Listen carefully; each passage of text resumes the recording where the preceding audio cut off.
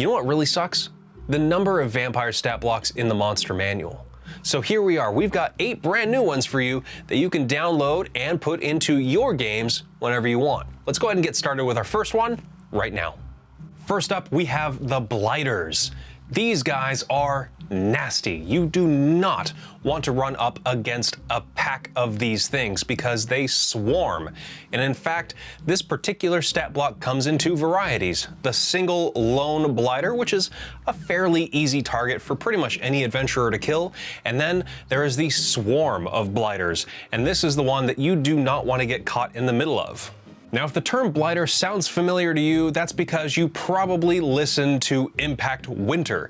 And if you have not heard of Impact Winter, go listen to it right now. It's amazing. I'm not being paid to say that. It's a fantastic, phenomenal audio drama about a comet that hits the Earth and creates this eternal night, and the vampires come out, and it's really fantastic. Anyways, we have these Blighters, which is what humans become when they are killed by a vampire and then left to basically rot.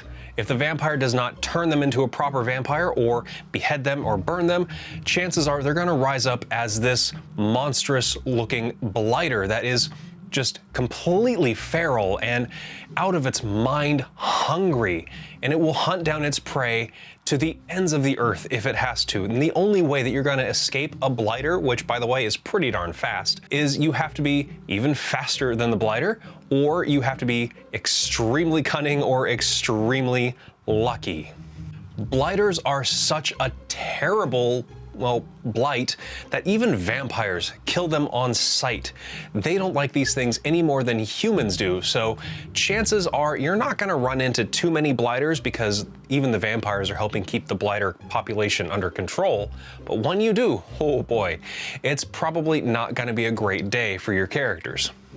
Now, before we get on with that next vampire, I want you all to know you can get all of these stat blocks in written format to download and keep forever over on our Patreon for just as little as $1. It comes with all of what you see here, along with tokens and portraits and whatnot for you to load right up into your virtual tabletop like Roll20 or Foundry. You can also get all of our other downloadable content such as more stat blocks, guides to Curse of Strahd, some for Rima the Frost Maiden, and all of our adventures, again for just as little as $1. That is the steal of the century, folks, so head on over and check it out. Over 1,600 other people are already on our Patreon, so you're in good company. With that being said, let's see who's next on our list.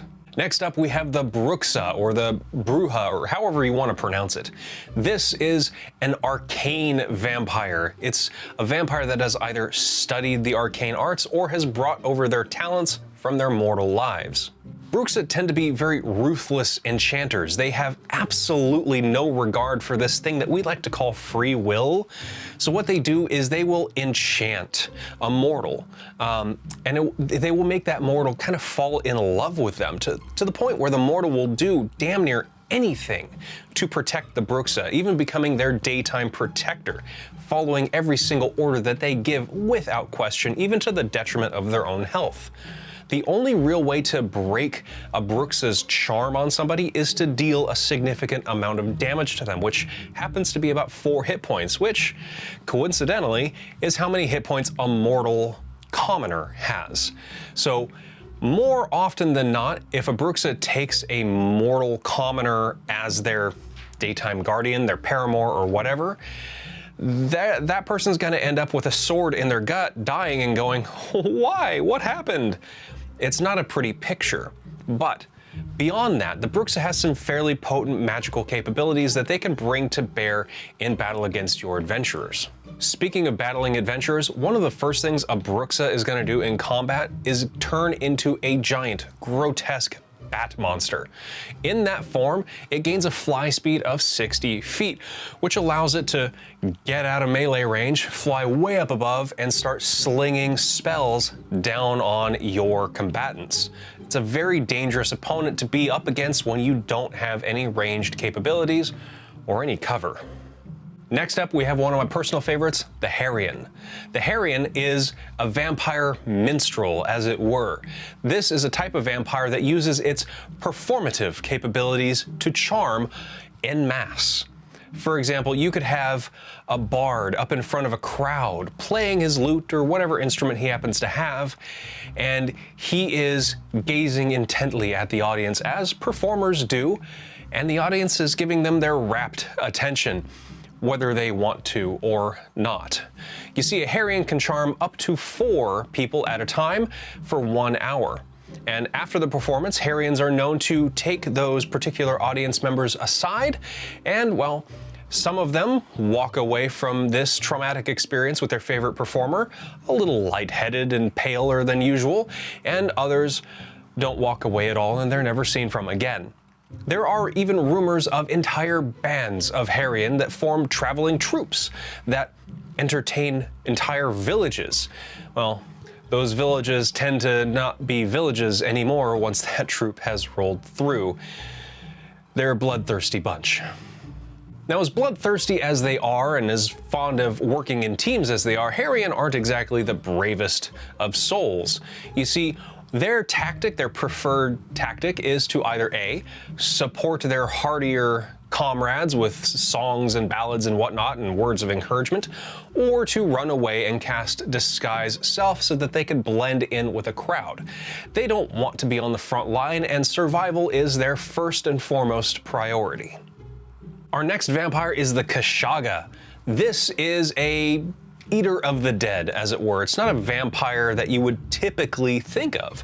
You see, the Kashaga aren't after living blood. They don't really like it. What they do like, however, is the blood of the fresh dead. Those bodies that have just been interred, that have just been put in the ground. They like to drink the coagulated blood of those things. Kashaga like to burrow through the ground from one fresh grave to another, and so you'll find them often in graveyards. Now, Kashaga are very territorial. See, their food source is pretty darn limited. There's not just fresh bodies being buried every day, although I'm sure you would find Kashaga in and around battlefields as well. That would be a great place for them. But when they're in these graveyard areas, they're very solitary, very territorial. So if 2 Kashaga do end up in the same location, it's not a pretty sight. You see, Kashaga are extremely strong, and the after effects of their battles against one another are devastating. And the battles against your adventurers are certainly no less devastating, as the Kashaga will pick them up and throw them and just beat the crap out of them with a shovel. One thing the Kashaga likes to do when battling against above ground creatures, such as your adventurers, is they like to use their tremor sensibility to figure out where those adventurers are and then tunnel underneath of them, reach up through the ground, and then yank them down. It's not a fun way to go. Here we have a vampire that you may have heard of from old legends and lore, and this is the Lamia. The Lamia is a serpentine vampire with the upper body of a humanoid and the lower body of a very large snake. In fact, the Lamia counts as a large undead creature in its stat block. These Lamias, true to their legend lore, prefer the very young blood. The younger it can find, the better. So a Lamia's lair is often a charnel house of small bones and underdeveloped skulls, and it's a very sad, very scary place to be. When a Lamia finds themselves up against a foe of sufficient capabilities, one of the first things that they're going to try to do is ambush that foe. They're going to use their polymorph ability to transform into a medium humanoid so that they seem a lot less conspicuous and maybe they can sneak up and get the drop on their quarry. Once they've revealed themselves, the Lamia can use its snake-like ability to coil around its target, then unhinge its jaw to open its mouth extremely wide and actually swallow the target that it's grappling. Yum. No word yet on which end the armor comes out of. Up next, we have the Nosferatu. This is a stinky bugger. Nosferatu are ugly, they are disgusting, they are the plague vampires. Nosferatu like to live in the worst, dirtiest, filthiest places imaginable. So in the sewers, at the bottom of the docks, anywhere that is covered in literal filth, they love it. That is where they thrive. And the Nosferatu like to hunt their prey in these areas.